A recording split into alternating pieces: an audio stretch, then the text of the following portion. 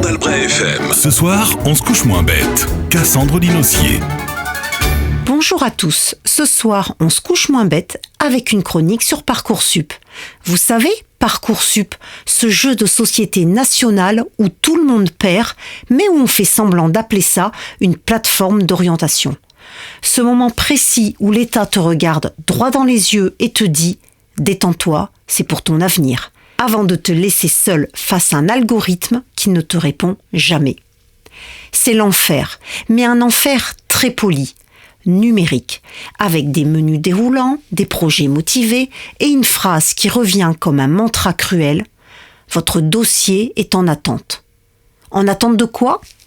De la vie, du destin, d'un algorithme nourri à la moyenne de maths de première et à l'appréciation « élève sérieux mais peut mieux faire ».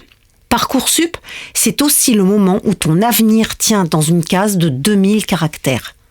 2000 caractères pour expliquer qui tu es, ce que tu veux devenir et pourquoi à 17 ans tu es déjà sûr de ton projet professionnel alors que tu ne sais toujours pas ce que tu veux manger ce soir. Les parents sont au bord de la crise de nerfs. Ils ont imprimé le calendrier, surligné les dates, mis des alarmes. Tu t'es inscrit ? Attends. Ce attend dure 3 semaines. Il devient une ligne de défense. Parce que s'inscrire, c'est reconnaître officiellement que le monde adulte existe. Et c'est surtout accepter que maman ne pourra plus appeler, qu'elle ne pourra plus arranger, expliquer, négocier. Face au dieu Parcoursup, même les mères les plus redoutées de l'éducation nationale sont réduites au silence. Les parents, eux, sont déjà inscrits, mais dans la panique. Ils ont créé le compte, le mot de passe de secours. Les élèves finissent par s'inscrire, parfois pleins d'espoir, souvent à reculons.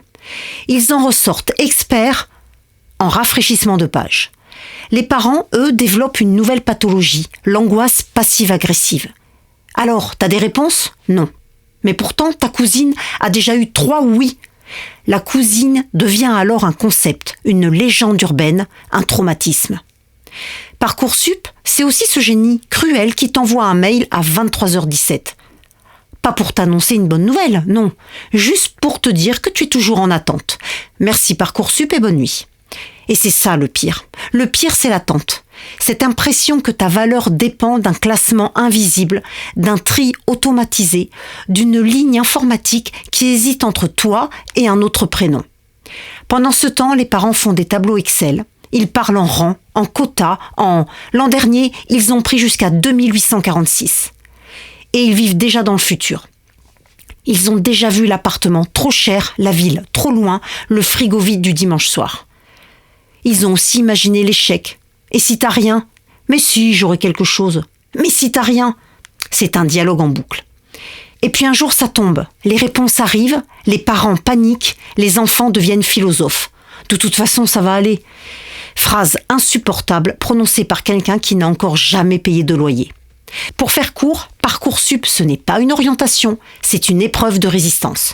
Voilà, alors ce soir, on ne se couche pas ensemble et je ne sais pas si on se couche moins bête. Ce soir, on se couche moins bête. La chronique impertinente et instructive de Cassandre Linossier. À retrouver en podcast sur portdelbretfm.fr.